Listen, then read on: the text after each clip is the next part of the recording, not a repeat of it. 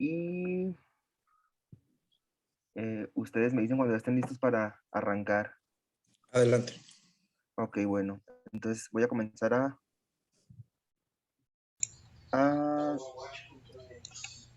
transmitir, y en cuanto esté les pongo aquí por el chat que ya está.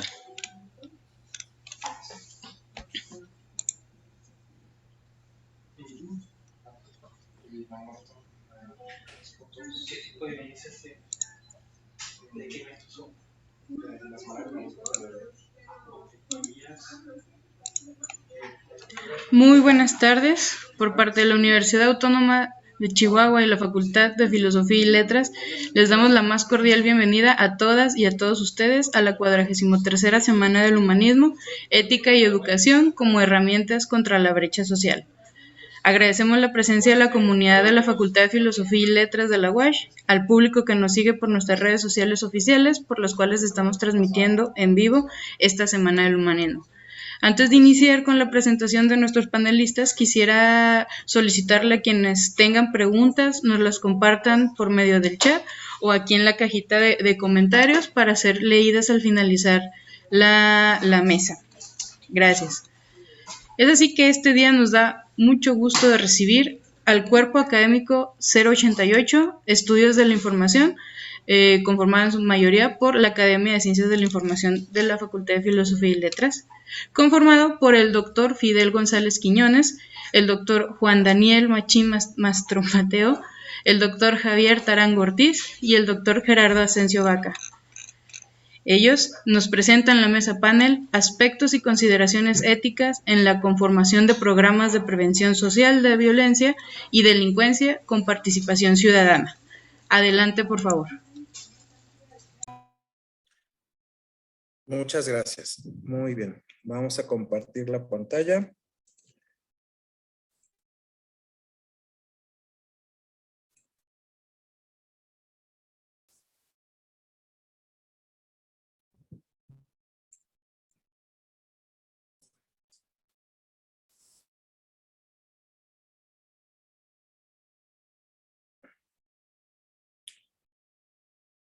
Y por favor me indican si la están viendo ahí.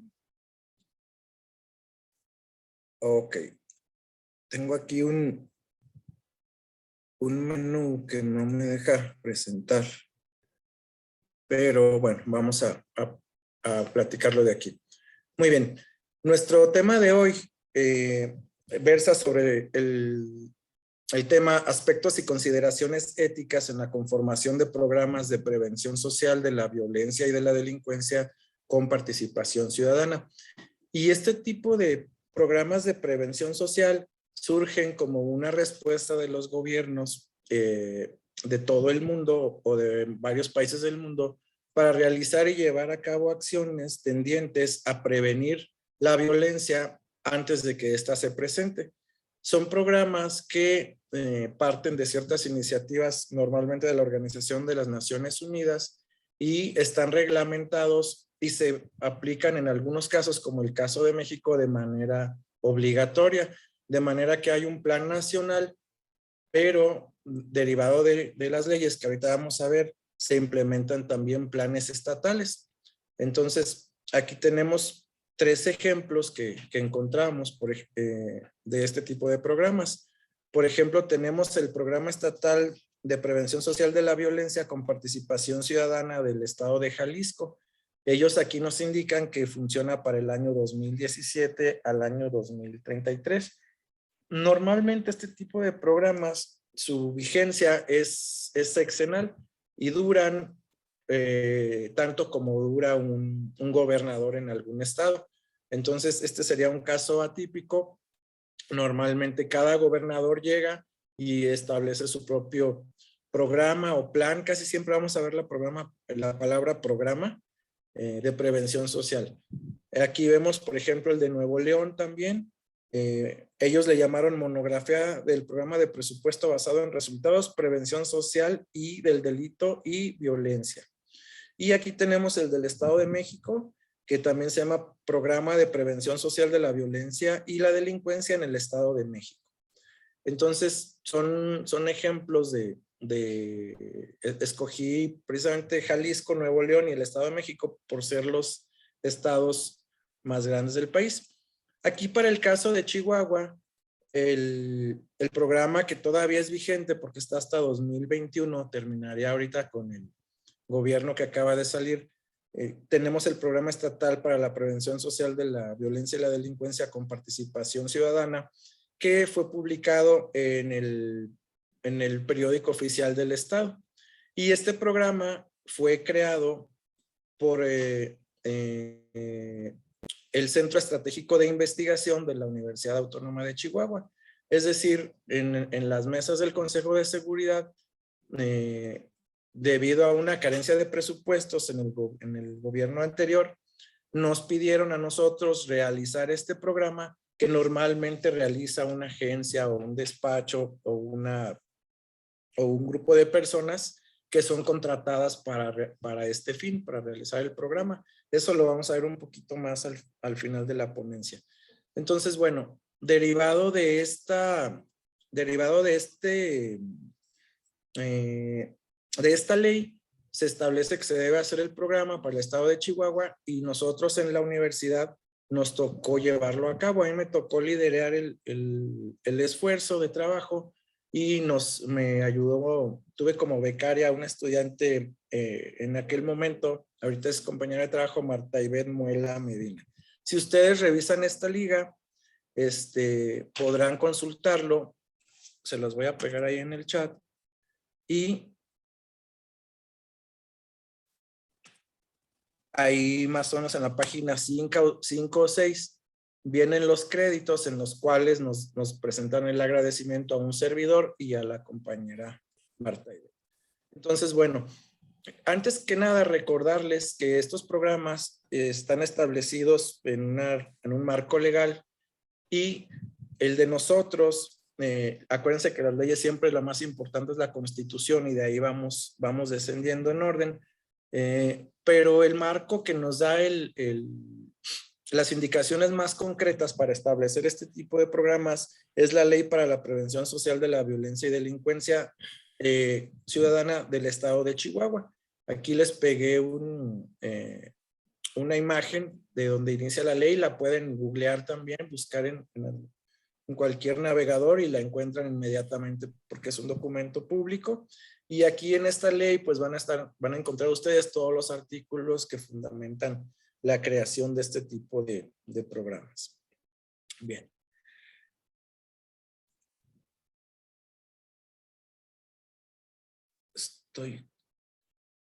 Ok.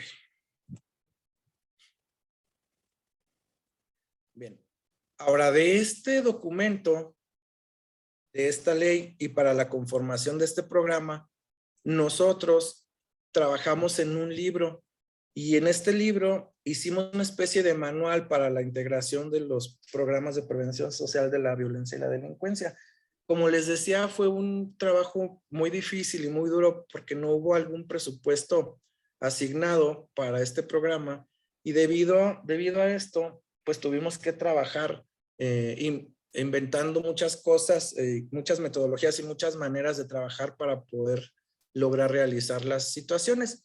Y el último capítulo de este libro, que ya está pronto a ser presentado y se los vamos a compartir en cuanto tengamos la edición impresa, habla sobre el capítulo 8, que es el seguimiento y la evaluación de la estrategia. Dentro de este programa de evaluación de la estrategia, tenemos a partir de la página 147 la identificación de buenas prácticas en los programas de prevención social. Y entonces es la parte que les vamos a compartir en este momento a partir de esta página de la 150, porque son todos los elementos en donde se involucra precisamente la parte ética, que es el tema de esta semana del humanismo, en la cual nos da mucho gusto poder participar con ustedes. Bien. ¿Tengo algún? Ahí está. Bien. De manera frecuente, la literatura que consultamos relacionada con los programas de prevención social, especialmente libros, no incluyen puede ser de manera hasta deliberada o por desconocimiento, aquellos factores que se presentan en la práctica cotidiana, en la prevención social de la violencia y la delincuencia, y especialmente en los programas que provienen de los países subdesarrollados. Es algo que pudimos notar. Ahorita al inicio de la presentación les compartí los programas de 3 estados de la República. Obviamente, para conformar nuestro programa consultamos estos 3 programas y muchos programas más, consultamos el marco legal, consultamos libros para la metodología de la elaboración de los programas, y bueno, obviamente también aportamos nuestra base de conocimientos tanto teóricos como prácticos obtenidos durante la conformación del Centro Estratégico de Investigación de la Universidad Autónoma de Chihuahua, que como les comentaba, tengo el gusto de poder dirigir. Entonces, bien, estos son todos los temas. Vamos a irlos viendo uno por uno. Vamos a hablar entonces de las partes éticas. Primero que nada, hay que elegir un responsable del programa. ¿Quién va a ser el programa? Las dependencias de gobierno, que son las encargadas de trabajar con esto, por lo general no cuentan con personal, por lo general cuentan con personal de confianza y con personal operativo. Entonces, el personal de confianza, por fortuna o por desgracia, cada vez que hay una nueva administración, sale el personal que se tenía y entra el personal de confianza nuevo. Entonces, esto nos trae como consecuencia que muchas de las personas de confianza que están entrando a las dependencias a veces carecen de la habilidad y las competencias necesarias para llevar a cabo ciertas funciones de las dependencias, las cuales tienen que ver con la prevención. Entonces, muchas veces es personal que entra y debe pasar, va a durar 6 años nada más. Al 6º año que salió ya aprendió, pero durante los primeros años posiblemente no esté lo suficientemente capacitado en las funciones de las dependencias. Entonces, también tenemos un personal operativo que muchas veces ese personal a través del tiempo sí se va quedando, a veces no, a veces también es cambiado, pero muchas veces ese personal operativo no tiene las capacidades conceptuales y técnicas que vamos a ver más adelante para realizar ese tipo de programas. Entonces es muy frecuente que la dependencia no realice este tipo de programas por sus propios medios. Entonces, por falta de experiencia del personal de confianza y también por falta de capacidad no operativa, sino falta de capacidad y conocimientos del personal operativo. Entonces, son de los primeros problemas en las consideraciones éticas. Es muy difícil que lo hagan personas que están trabajando directamente en gobierno. Después, la disposición de presupuestos. Una agencia o un despacho de investigación que provee de servicios para el desarrollo de programas de prevención no es una institución de beneficencia pública. Entonces ya vimos, no lo hace normalmente el gobierno y contrata ¿qué? Una agencia o un despacho.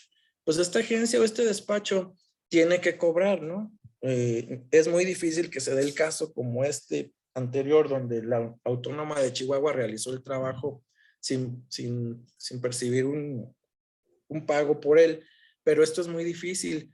Entonces, siempre es importante que se genere un presupuesto suficiente para que sea posible la elaboración de este programa de prevención social de la violencia y la delincuencia. Y si ustedes son suspicaces, pues ya están empezando a pensar un poquito en de qué forma y a quién se pueden ejercer este tipo de presupuestos. Bien.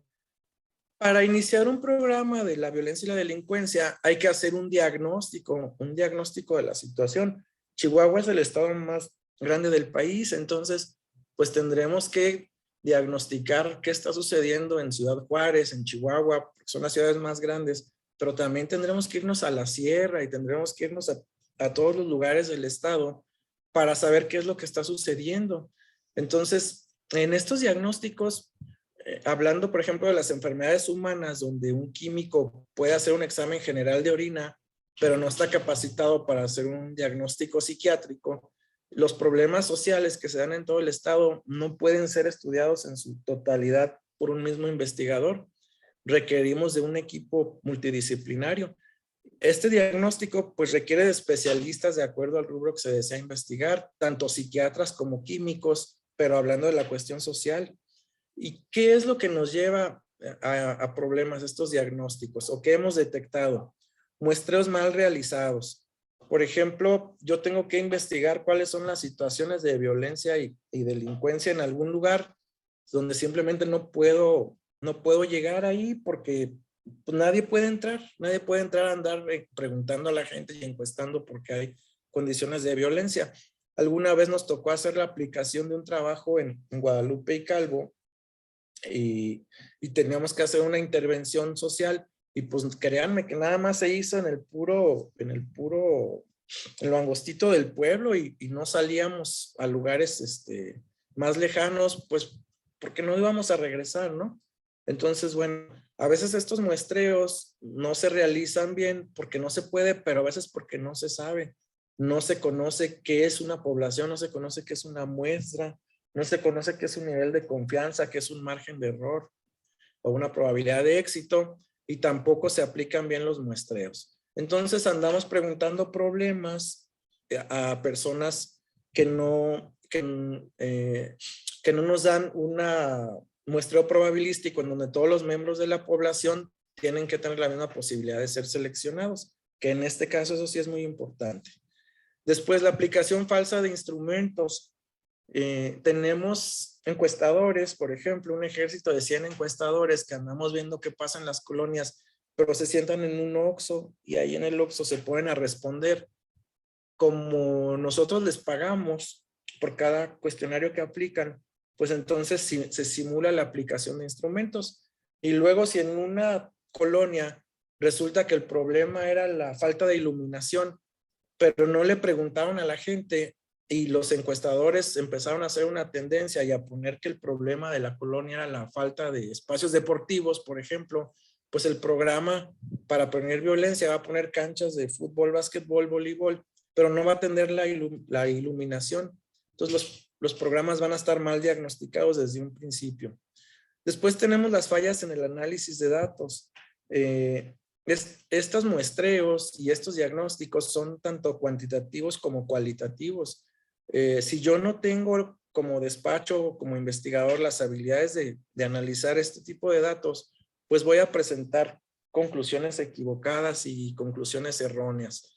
Están viendo que ya estamos involucrando un montón de cosas. Estamos involucrando a un especialista cuantitativo, uno cualitativo, y es muy difícil que una misma persona domine ambos enfoques. Como podrán ver, esto complica un poco las cosas desde un diagnóstico. Y luego tengo también la parcialidad en la priorización de problemas. Como parte del diagnóstico, de acuerdo a los problemas que encuentro, yo tengo que priorizar cuáles son los más importantes. Volviendo, por ejemplo, al tema de la iluminación. Sí encuentro que hay un problema de iluminación en la ciudad, pero yo digo que fue detectado más grande o con mayor problema en la colonia en donde yo vivo. Entonces, claro, me van a poner en la colonia donde yo vivo, donde vive el investigador, luces, focos, infraestructura, cableado, pero realmente donde está el problema de la iluminación, pues no se va a atender, porque yo prioricé que en mi colonia o en el lugar en donde yo estoy o donde vive mi mamá, o etcétera, es donde es el problema más grande. Entonces, bueno, aquí estamos teniendo otro problema ético como parte del diagnóstico. Bien. Ahora, los programas de prevención de la violencia indican que es posible la participación de dependencias gubernamentales y la participación de otros actores. No siempre estos actores lo hacen por un compromiso y visión hacia la contribución de la prevención social de la violencia. Por ejemplo, tenemos la participación a veces de organizaciones no gubernamentales y de otras personas que por desgracia a veces no creen realmente en la prevención y realmente su labor es solamente la de bajar recursos. Estos programas generan recursos, generan presupuestos y pues las personas, vamos a suponer que se reparten láminas para techar casas en una comunidad muy pobre, Y como no creen en la prevención, pues ellos se quedan con la mitad de las láminas y después las venden. O bueno, hay un sinnúmero de ejemplos de situaciones que han sucedido. Entonces, por desgracia, en muchos casos, las acciones de prevención se ven como actividades que tienden a hacer perder el tiempo y desvían la atención de los implicados. Si yo también trabajo en una dependencia y tengo que hacer acciones de prevención, como por ejemplo pláticas de concientización, y está estipulado que tengo que impartir ciertas pláticas, pues yo pienso que eso puede desviar mi atención como trabajador de la dependencia, porque es otra actividad, otra labor que debo hacer. Entonces no creo en la prevención, pienso que haga lo que yo haga, no voy a poder reducir la violencia. En cuanto a la metodología, tenemos también o hemos tenido una serie de situaciones importantes. Debemos de adoptar una metodología y debemos de aplicarla. Pero para poder aplicar esa metodología hay que respetar su contenido y las especificaciones de esta metodología, procurando no evadir los apartados que causen mayor dificultad al investigador. Por ejemplo, si la metodología te dice que debes de hacer grupos focales con personas en todos los municipios del estado, pues tienes que hacer grupos focales con personas en todos los municipios del estado. Pero muchas veces nos brincamos a algún municipio o alguna zona por diversas razones. Muchas veces, como les decía, por las cuestiones de la inseguridad o de los recursos, pero a veces también nos brincamos esto porque no sabemos o no queremos o porque simulamos.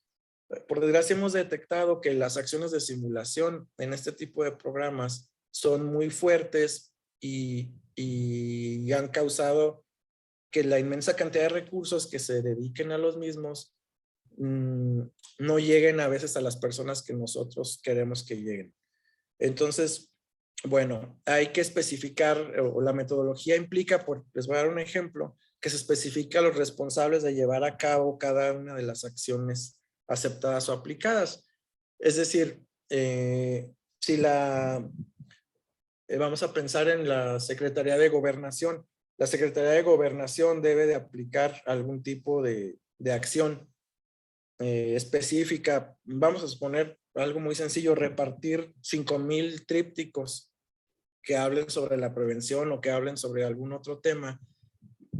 Se tiene que establecer, o sea, no puedes decir la Secretaría de Gobernación, sino tienes que decir el nombre de la persona o el encargado de la dependencia o el encargado de la oficina, incluso, como les digo, el nombre de la persona que va a realizar esto, porque al final cuando pasa el programa y te dicen, es que no repartiste los 10,000 trípticos, pero sí metiste una factura por 10,000 trípticos, pero nunca los repartiste.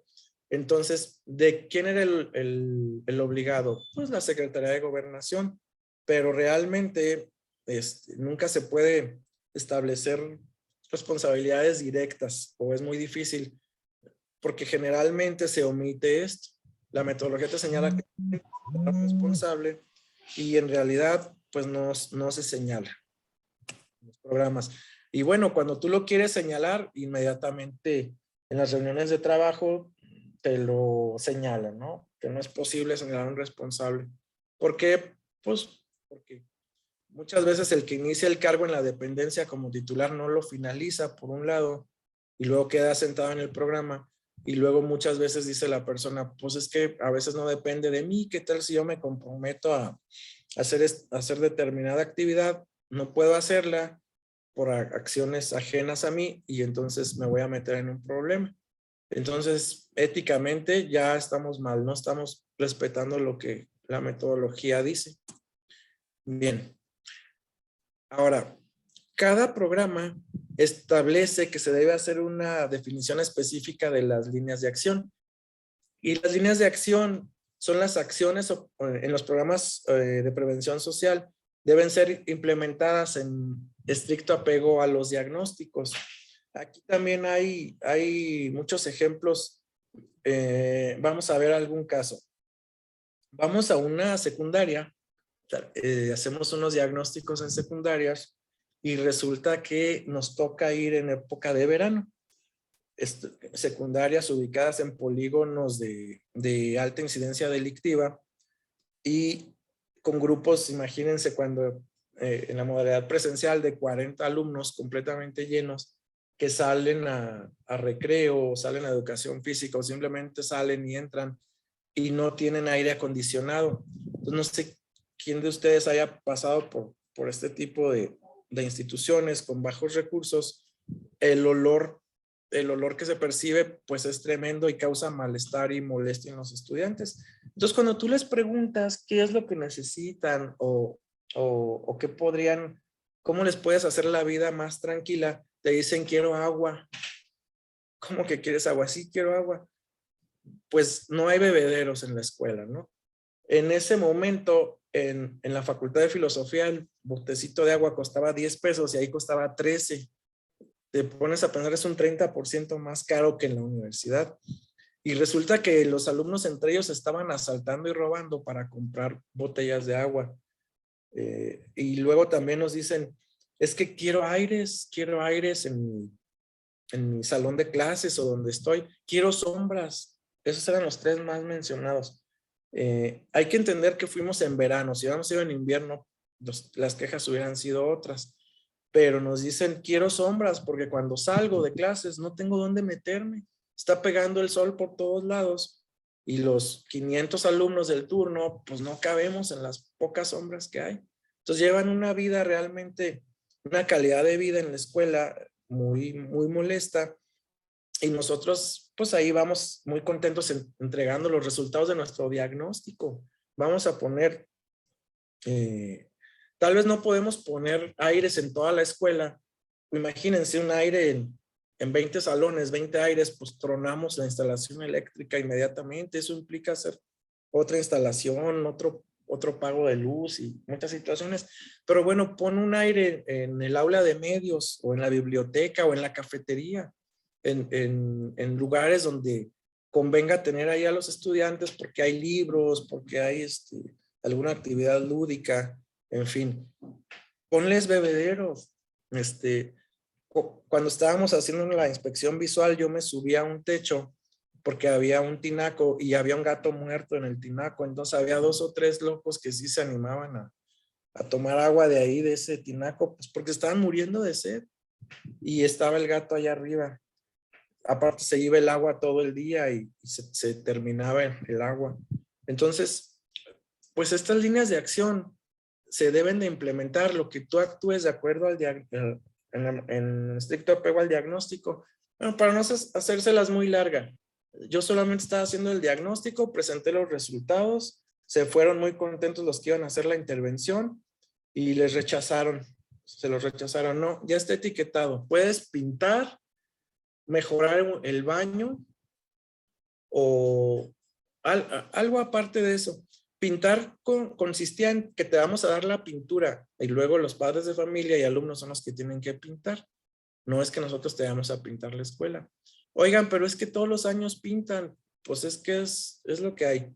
Y después de un pleito tremendo, no pasó nada. El diagnóstico de nada sirvió y los estudiantes, ya no he ido ahí, pero yo quiero pensar que siguen igual.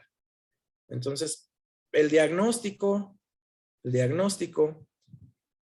pues generó líneas de acción basadas en políticas y en recursos ya previamente etiquetados que de nada sirvieron.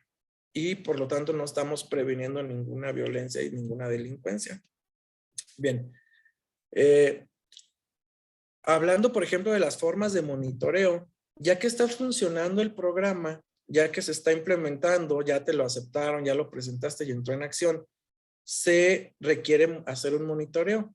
Y este monitoreo requiere de un alto compromiso de neutralidad y de elevadas capacidades otra vez a nivel metodológico y a nivel técnico, porque se trata de actividades que previamente se indicaron en la confección del programa. Es decir, desde que yo hice el programa dije cómo iba a monitorear y por desgracia no siempre son realizadas y a veces ni siquiera se establecen desde un principio. Es decir, encontramos programas que nunca especificaron cómo se iba a hacer el monitoreo. Puedes monitorear de diferentes formas. Puedes monitorear a corto plazo, a mediano plazo y a largo plazo. En, en los monitoreos de corto plazo, como no puedes monitorear todas las acciones que han quedado establecidas, haces un monitoreo por un sorteo o por un muestreo. Y en este monitoreo, bueno, si la dependencia dijo que iba a atender a mujeres víctimas de violencia familiar, y que iba a atender a X cantidad de mujeres por mes, pues entonces revisas que efectivamente hayan atendido a esa X cantidad de mujeres por mes, y aparte tú como dependencia debiste de indicar con esa atención de estas mujeres de qué forma ibas a reducir el problema que se estaba presentando. Tal vez estableciste un problema de empleo temporal para ellas, o un problema de atención psicológica para las familias que tengan estos problemas. Entonces, deberías tú de poder tener las evidencias necesarias para demostrar que estás así, implementando estas acciones. Entonces, a veces el monitoreo no existe, se formula y nada más queda el papel, a veces ni siquiera se formula. Y como les decía, no es cuestión de monitorear lo que se nos ocurra. Debemos de aplicar ahí pues, las distintas fórmulas, las distintas metodologías estadísticas para hacer monitoreos. Al final del programa, obviamente, también tenemos un monitoreo final en el cual decimos quién cumplió y quién no cumplió con lo que se estableció desde un principio. Y también medimos desde factores muy obvios como la cantidad de asesinatos, por ejemplo, la cantidad de embarazos no deseados, tanto en adolescentes como en adultos, la cantidad de violaciones, la cantidad de asaltos, de robos, como factores muy pequeños. Otros factores que aparentemente no son tan importantes, pero también las medimos al final del programa. Entonces, como les decía, esta etapa es también muy difícil y requiere de un alto compromiso de neutralidad. Es decir, no monitoreo nada más al que me cae mal, también monitoreo pues a mis amigos y a todo mundo. Muy bien. Estos mecanismos de evaluación con los cuales hacemos el monitoreo deben servir como parte del diagnóstico de lo que será la próxima propuesta del programa a realizarse. A ver si me expliqué. Yo ya terminó el programa y yo monitoreo cómo finalizó. Ese debería de ser el inicio para el programa de la próxima administración. ¿Por qué? Porque ahí ya se gastaron recursos, se invirtió, se escribió mucha tinta, se vertió en los papeles y se imprimió en los programas, y ya se establecieron muchas condiciones que estaban sucediendo y se implementaron acciones. Entonces, el siguiente gobierno o la siguiente administración debería de utilizar como base para el próximo programa los resultados del anterior. Pero desgraciadamente observamos que esa condición regularmente es inexistente, porque los diversos actores al final del proyecto y las condiciones políticas no necesariamente son las mismas. Entonces, aunque un programa de prevención pueda ser desastroso, vamos a suponer que tenía 150 acciones, a lo mejor 20 acciones fueron buenas y ayudaron y contribuyeron a algo. Bueno, pues normalmente la dependencia o el gobierno que entra no toma, históricamente pues no toma en cuenta el anterior documento y se encarga de realizar uno desde cero, ignorando los datos o las acciones que tomó la anterior administración. Esto pues no es tan necesario abundar en los problemas que causa, pero como ustedes pueden pensar, pues nos causa mala administración en los recursos, nos da distintos problemas por duplicación de labores, duplicación de trabajo, y sobre todo los errores cometidos en este programa se van a volver a cometer en el programa siguiente, y por eso es que realmente las estadísticas de violencia y delincuencia no bajan, porque estos programas muchas veces se quedan solamente como parte de una ley, es decir, los hacemos porque nos obligan a hacerlos, pero no porque tengamos una voluntad o porque queramos prevenir la violencia y la delincuencia. Aquí les puse ahí algunos recortes de evaluación de programas de prevención, y aquí hay un documento de la Organización Mundial de la Salud y la UNICEF, prevención de la violencia. Si ustedes buscan en internet prevención de la violencia y delincuencia, van a encontrar también muchos documentos que hablan al respecto. Esta es tal vez la parte más triste, miren, la participación de la sociedad. Cuando hablamos de las fallas éticas en los programas de prevención, normalmente las atribuimos al gobierno, pero cada gobernante, cada presidente municipal, gobernador, diputado, del partido que sea, que está en el poder y que toma alguna acción equivocada, ya sea por negligencia o por desconocimiento, salió de nuestros hogares. No es que sean extraterrestres o sean que vengan de China o que vengan de Rusia o que vengan de Estados Unidos. No, son chihuahuenses, son personas educadas en nuestras familias que nosotros mismos las educamos, las creamos y son producto de nuestra propia sociedad y de nuestra propia educación, aunque nosotros nos tapamos las manos muchas veces ante la visión de nuestro propio producto. Y bueno, existen no pocas personas quienes se sienten cómodas y fundamentan su vida y sus planes familiares y sociales en actividades delictivas y violentas, o en el menos peor de los casos, en actividades ilícitas o nocivas a los demás.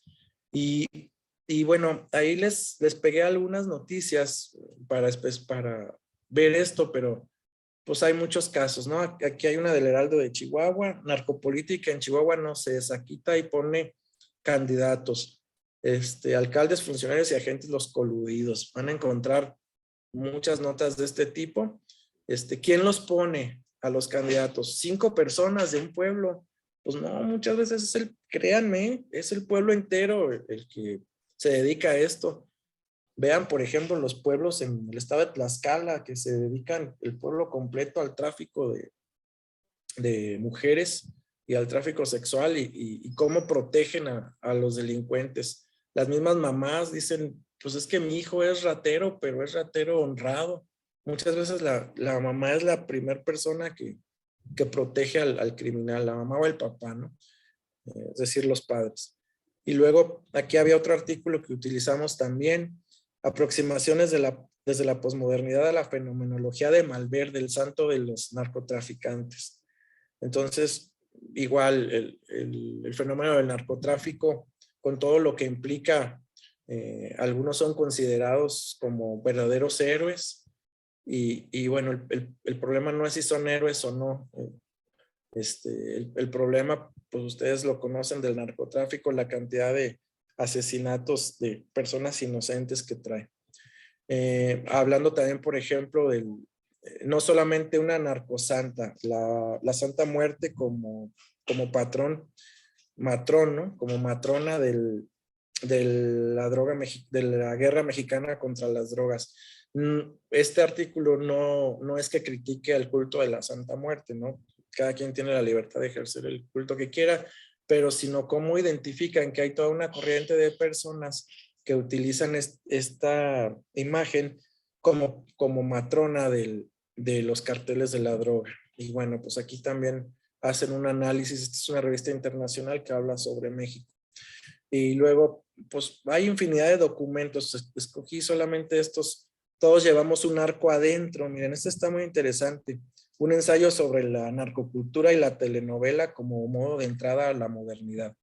Entonces, todas las series, los corridos marihuaneros, las telenovelas marihuaneras, los programas, en general la cultura de la violencia en la cual exaltamos en nuestros héroes, los Mario Almada, las personas que nos dan un estereotipo violento como un modelo a seguir, son ejemplos de la participación de la sociedad. Entonces, muchas veces hay personas que sí están comprometidas y creen en esta situación de prevenir la violencia y la delincuencia, pero resulta que créanme, hay muchas más personas de las que pensamos que no les interesa o que se sienten cómodas viviendo y sobreviviendo a expensas de actividades ilícitas. Entonces, cuando llegan este tipo de programas, pues nomás se ríen, ¿no? Bajan el dinero que pueden bajar, reciben las despensas que pueden recibir, las láminas que pueden recibir, las consultas médicas, porque a veces les llevan atención médica, pero en el fondo no tienen ninguna intención, necesidad ni deseo de abandonar sus prácticas delictivas. Bien, aquí termino yo con esta presentación. Voy a dejar de compartir y vamos a pasar ahora a la sección de preguntas y respuestas, en la cual mis compañeros panelistas me pueden ayudar o yo les ayudo también a responder. Espero que les haya gustado esta presentación y bueno, pues cedemos la palabra a nuestra moderadora.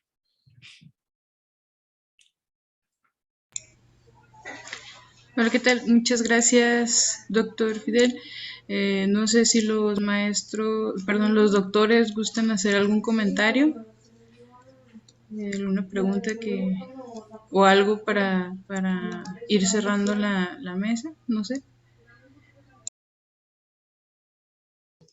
Bueno, yo, Caro, si me permite, Adelante.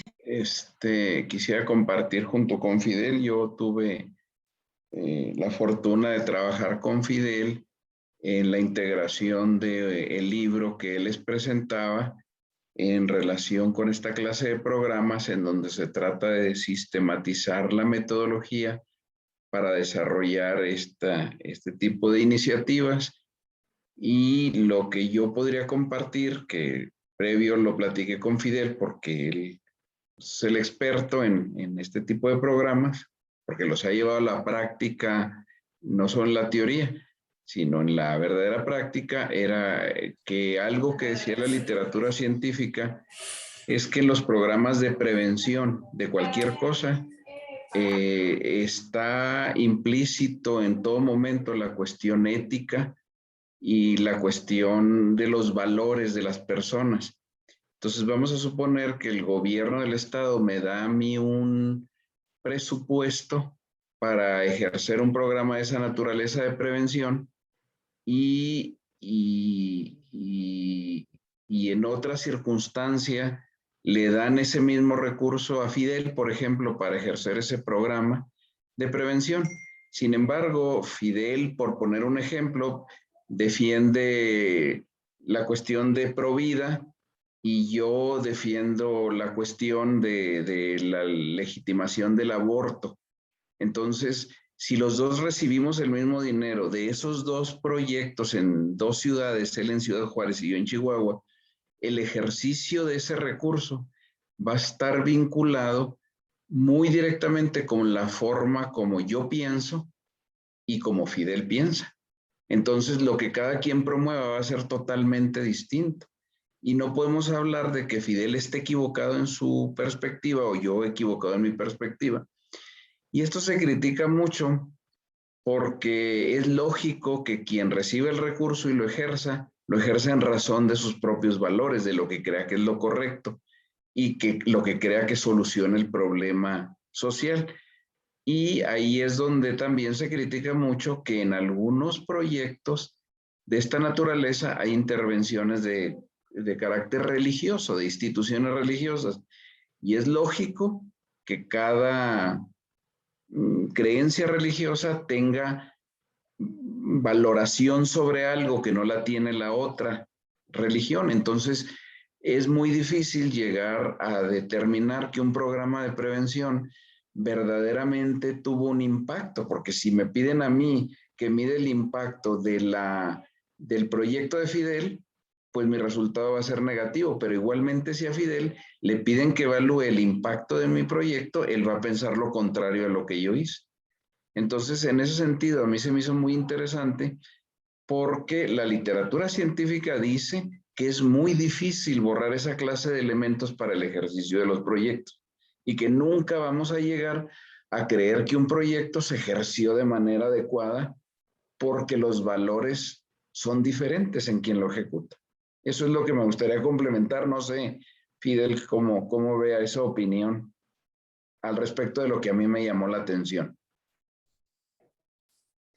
Sí, definitivamente nuestros filtros, creencias y valores son muy importantes y lo que se recomienda en la metodología es que si nosotros en lo personal tenemos, y lo cual es válido, una tendencia a ideología política, ni en la academia, ni en la investigación, ni en este tipo de programas debemos involucrarla.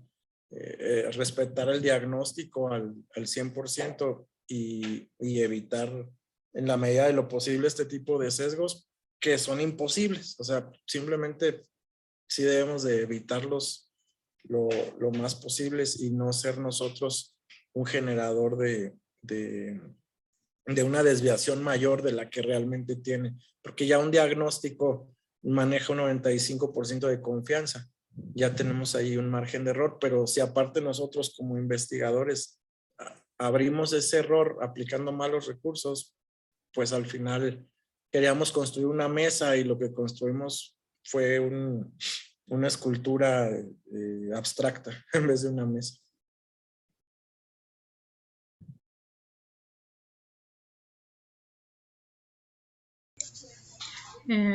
Muy bien.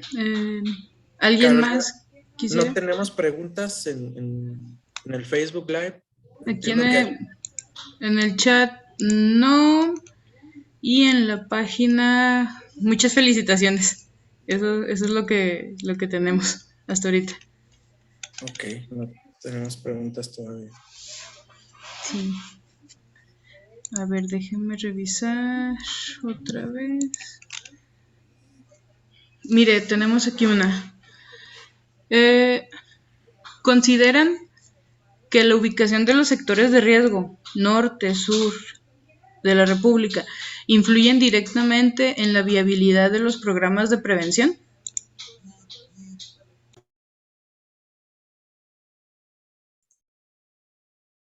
Bueno, yo recuerdo desde las clases de secundaria que analizábamos las clases, las características socioeconómicas de México y se me quedó grabado que decían que México era como las manchas de un tigre, en donde la vida en el sur es realmente muy distinta a la vida del norte y a los valores. Entonces, me ha tocado vivir y visitar el sur y también trabajar en algunas regiones del sur del país. Y sí, realmente la situación es otra en cuanto a las cuestiones económicas y a las problemáticas. Se ha hablado incluso últimamente de una, y estoy en lo personal, aclaro, no en lo científico, en lo personal estoy totalmente en contra de esa postura que dice que en el norte mantenemos al sur, mantenemos al sur y que en el sur no trabajan y nosotros sí. Mi percepción es completamente distinta. Yo creo que tenemos gente muy trabajadora en todos lados, en todos los partidos políticos, en todas las instituciones, y el problema no es tanto de norte y sur, sino el problema es de persona a persona. Entonces yo no considero que la delimitación norte-sur, oeste-oeste del país constituya alguna situación de este tipo. Hablando, por ejemplo, de la producción de alimentos, Veracruz y Jalisco son de los estados que más alimentos producen. Entonces, sin ellos nos va muy mal al resto del país. Y eso pues lo vemos desde la secundaria. Entonces, yo creo que nos necesitamos todos. Tanto en el norte necesitamos mucho al sur, como en el sur nos necesitan mucho a nosotros también. ¿Tenía alguna pregunta, Lenin? Hola, ¿qué tal? Muy buenas tardes. ¿Sí me escucho bien? Es mi computadora. Sí. Sí, Okay. sí te escuchas bien. Podemos plantear un caso hipotético, doctor. Primero que nada, pues muchas felicidades por el trabajo. Aunque ya conocía parte de, pues no, nunca deja de sorprender todas las implicaciones que tiene, ¿no? En el caso hipotético de que yo soy la institución X y le solicito a usted como investigador realizarme un diagnóstico acerca de riesgo, de seguridad o de chicas embarazadas, ¿no? Yo como institución le pago, realizo todos los trámites necesarios. Sin embargo, la pregunta va en torno al uso de la información. Usted como investigador, a pesar de que usted es el que realizó el trabajo de campo, el levantamiento de la información, etcétera, etcétera, me tiene que entregar a mí como institución toda esa información. Y a pesar de que usted la tenga, después de haber entregado dicha información, ya no la puede usar. Sin embargo, esos datos tienen una vigencia. Ahora que estamos hablando de implicaciones éticas, ¿hasta dónde llega aquí ese tipo de implicaciones? Si hoy otra investigación que va muy acorde al tema que usted estuvo desarrollando, pero no puede compartir esos datos porque esa información ya fue, por decirlo de alguna manera, pagada. Sí, efectivamente. Saben que esa es a veces una gran tentación porque tú tienes datos muy precisos y muy específicos que alguien te contrató. Hablando del Centro Estratégico de Investigación o de mí en lo personal, si es que yo lo hiciera, que no lo hago yo en lo personal, ¿verdad? Porque sería un conflicto de interés. Lo hago por indicaciones de la universidad, pero sí es una situación muy delicada. En este caso, por ejemplo, el libro que hicimos no da datos del programa, sino imagínate que haces una película y luego haces un informe que dice cómo se filmó esa película. Entonces, este es el libro así que te dice cómo se filmó o cómo se recomienda que se elaboren programas de prevención social de la violencia sin dar datos específicos relacionados con el trabajo de cada una de las dependencias. Sin embargo, hay muchos datos, la inmensa mayoría que son públicos. Las dependencias hicieron estos diagnósticos y están presentados en el Programa Estatal de Desarrollo del Estado de Chihuahua. Y ese es un programa que es público. El mismo Programa Estatal de Prevención Social de la Delincuencia en el cual se basó este libro está publicado. Entonces, aquí en este sentido, si tú quieres dar un dato muy puntual, pues tienes que citar y tienes que respetar los formatos y las normas de citación. Entonces, en ese sentido no hay mucho problema. El problema es que sí, la tentación a veces de usar esos datos es grande porque como investigador no te lo niego, tú quisieras, a veces haces hallazgos muy, muy importantes, pero no puedes compartirlos.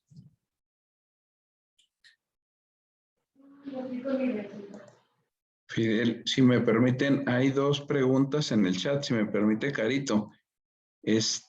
Bueno, Perlita Chacón, nuestra coordinadora, dice, ¿cada cuánto se recomienda realizar estos diagnósticos? Y por el tiempo te leo la otra, que es más bien una opinión de Adriana Gutiérrez, que dice que muy buena charla, gracias, por lo que me lleva a pensar que estos puestos deberían estar en estos puestos deberían estar personas del área humanista.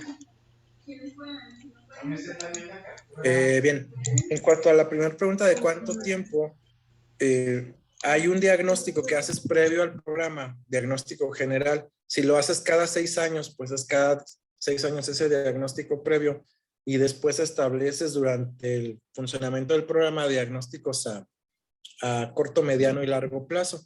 Normalmente los diagnósticos a corto plazo son anuales, 6 diagnósticos anuales, a mediano es uno a la mitad, a mediano plazo a los 3 años, y el diagnóstico final que realizas, que es el que deberían de usar los que implementan el siguiente programa estatal de prevención. Y bueno, lo que nos decía la compañera, fíjense que sí ha sido una tendencia. Hemos cuestionado y dicho que mucho tiempo nos olvidamos de las humanidades en la academia como en los programas y dejamos algunas materias que se veían antes como civismo, las dejamos de lado y hemos pretendido culpar la descomposición de nuestra sociedad al desconocimiento o al alejamiento de este tipo de situaciones humanísticas. Y fíjense que yo en una reflexión personal he llegado a pensar que son 3 cosas las que nos faltan. La cuestión ética, pero una ética formal, ¿verdad? La cuestión de los valores y la cuestión de la lógica. Si tú estudiaras lógica realmente, no podrías decir que porque el vecino tiró basura, entonces tú la tiraste, porque eso es lo que te dice, ¿no? Vas al Vado de Meoqui, está lleno de basura, hay un grupo de personas que por su cuenta las limpian todos los sábados y el próximo sábado vuelven a limpiar. Y la gente, cuando le preguntan por qué lo hacen, pues es que todo el mundo tira. Aquí se puede tirar basura, aquí todo el mundo tira. Aparte vienen unas personas a recogerla. Entonces, pongan en internet, busquen basura Vado de Meoqui y es una cuestión de veras tremenda la que estamos diciendo ahí, porque es un humedal protegido por una convención que se llama Sitios Ramsar. Entonces sí es cierto, hay esa tendencia que dice que las personas deberían tener una formación humanística y como cuando lo tecnológico lo reducimos a inglés y computación lo reducimos a Excel. Estudia lo que quieras, al cabo vas a terminar usando Excel, que bueno, son estereotipos muy discutidos, pero a veces hacemos esa broma. Yo la haría así, prepárate en el humanismo, pero enfócate en la ética, en los valores y en la lógica. Bien, no sé si... Muy bien, Fidel, indican que se acabó el tiempo, nada más decir en 2 segundos que manda una felicitación Yesenia Mendoza y dice que ella estuvo involucrada en proyectos similares, pero que tu planteamiento le resulta enriquecedor sobre esta clase de proyectos. Carito, ya le quité la función suya, pero bueno. No se preocupe. En fin, pues lamentablemente se nos ha terminado el tiempo para esta mesa. Agradecemos de nueva cuenta a nuestros panelistas por parte de la Facultad de Filosofía y Letras de la UASH para presentarnos su trabajo. Le damos las gracias al cuerpo académico 088. En ese sentido, me permito leer las constancias que emite la Universidad Autónoma de Chihuahua. Si me haces favor, Rangel. Gracias. Muy bien. La Universidad Autónoma de Chihuahua, a través de la Facultad de Filosofía y Letras, otorga la presente constancia al doctor Fidel González Quiñones por su valiosa participación como conferencista en la 43ª Semana del Humanismo, Ética y Educación como herramientas contra la brecha social, con la mesa Aspectos y consideraciones éticas en la conformación de programas de prevención social de la violencia y delincuencia con participación ciudadana, llevada a cabo de manera virtual el martes 5 de octubre a las 16 horas. Firma el doctor Armando Villanueva de Ledesma, director de la Facultad de Filosofía y Letras, y el secretario de Extensión y Difusión Cultural, el maestro Alejandro Chávez Ramírez. De este mismo modo va dirigida las constancias para los doctores Juan Daniel Machín Mastro Mateo, Javier Tarango Ortiz y el doctor Gerardo Asensio Vaca. Pues muchísimas gracias a los asistentes que nos acompañan por medio de la transmisión en Facebook Live. Les recordamos que tenemos todavía una presentación del libro para antes de finalizar el día. Nuevamente, muchas gracias. Gracias. Hasta luego.